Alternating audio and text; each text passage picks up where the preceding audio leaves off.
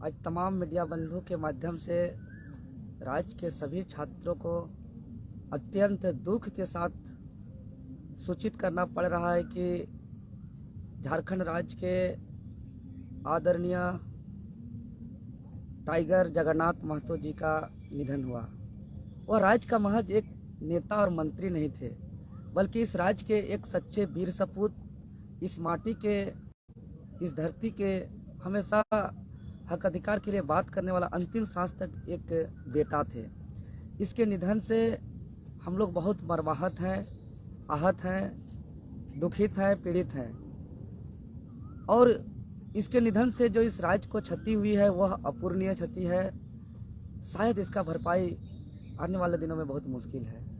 इसीलिए जो हमारा झारखंडी हित में खतियान आधारित नियोजन नीति की जो मांग है, यह हमारी मांगों को हमेशा से प्रमुखता से अंतिम सांस तक जोर शोर से उठाए हैं। और जो 1932 का खतियान था, जो कैबिनेट में पारित करके राज्यपाल महोदय तक भेजना था, वो सोची कि उसका शरीर अस्वस्थ होने के बावजूद भी एक अहम योगदान दिए थे, बहुत खुश हुए थे। मतलब हमारे मुद्दा के साथ हमेशा अंतिम सांस तक रहे। इसीलिए उनके सम्मान में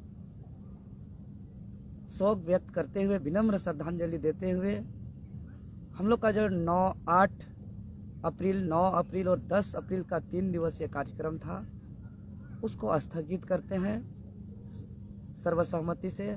चूँकि संथाल परगना के नेतृत्वकर्ता से बात हुई, कोल्हान के नेतृत्वकर्ता से बात हुई, बोकारो, धनबाद, रामगढ़, पलामू, रांची, सभी के नेतृत्वकर्ता का सर्वसहमति से यही कहना है कि जगन्नाथ महतो महज एक नेता, विधायक और मंत्री नहीं, बल्कि हमारे इस माटी का सच्चा वीर सपूत थे।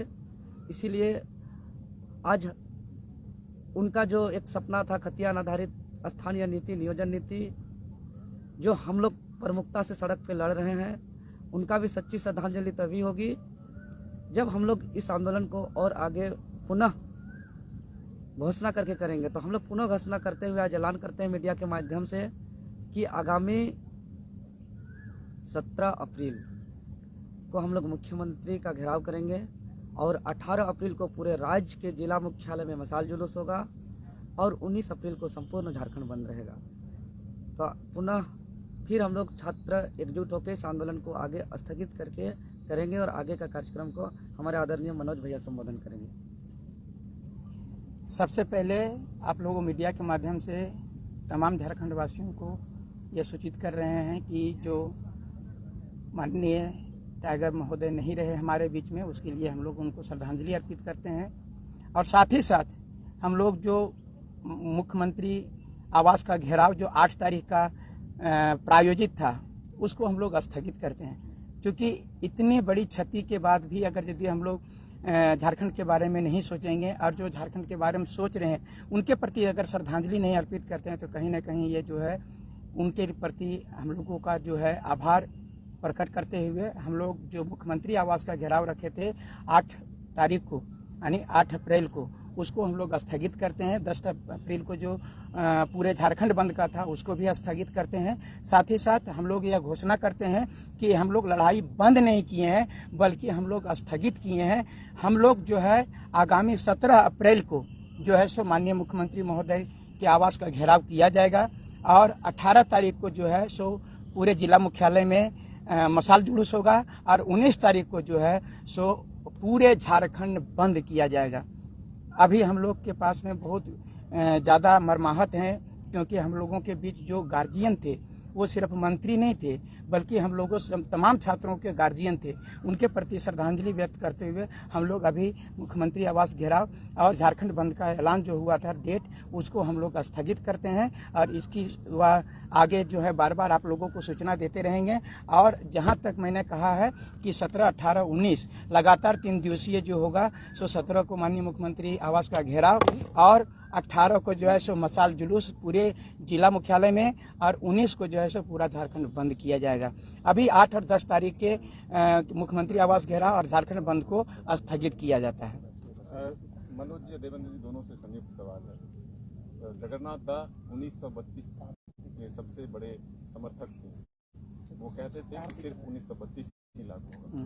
सरकार में भी एक अकेला मंत्री थे जो लगातार आवाज उठा रहे थे। क्या लगता है कि उनके चले जाने से अब वो सपना कहीं कमजोर सा पड़ जाएगा? नहीं, ये उनका सपना और मजबूत होगा, क्योंकि अब जो आदरणीय हमारे वीर माटी पुत्र जगन्नाथ महतो का जो सपना था, वो अब हमारे दिलों में, हमारे रगों में और ज़्यादा ऊर्जा भरने का काम कर रहा है। और हम लोग आज आदरणीय मुख्यमंत्री महोदय को भी विनम्र निवेदन करेंगे, क्योंकि उनके सम्मान पे 2 दिन का राजकीय शोक का आह्वान किए हैं और पूरे राज्य के तमाम सरकारी दफ्तर बंद है 2 दिन। तो इनका सच्ची श्रद्धांजलि तभी होगी जो जिसका सबसे बड़े समर्थक और सबसे बड़े चाहता थे 1932 के आधारित खतियान का आधारित स्थानीय नीति और नियोजन नीति। तो उनका आत्मा को तभी शांति मिलेगी, उसे सच्ची श्रद्धांजलि तभी मिलेगी जब उसके मांगों को पूरा किया जाएगा। और एक बात है कि हम लोग का जो कार्यक्रम था, हम लोग का निर्धारित था कि कल यानी 6 अप्रैल को हम लोग सूचना भी देने वाले थे प्रशासन को 8, 9 और 10 तारीख का।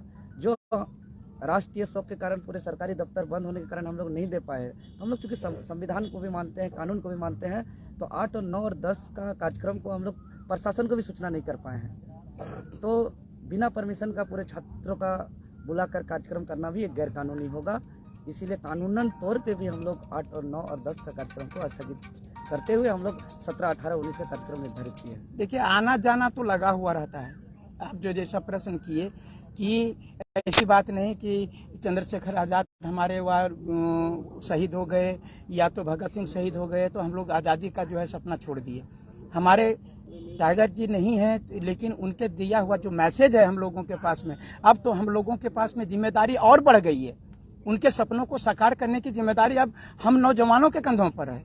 इसलिए हम लोग जो है उनको श्रद्धांजलि अर्पित करते हुए वो जो सपना देखे थे, हम लोग उस सपने को साकार करेंगे और 1932 के खतियान को लागू करवाएंगे। ये अब हमारी जिम्मेदारी है।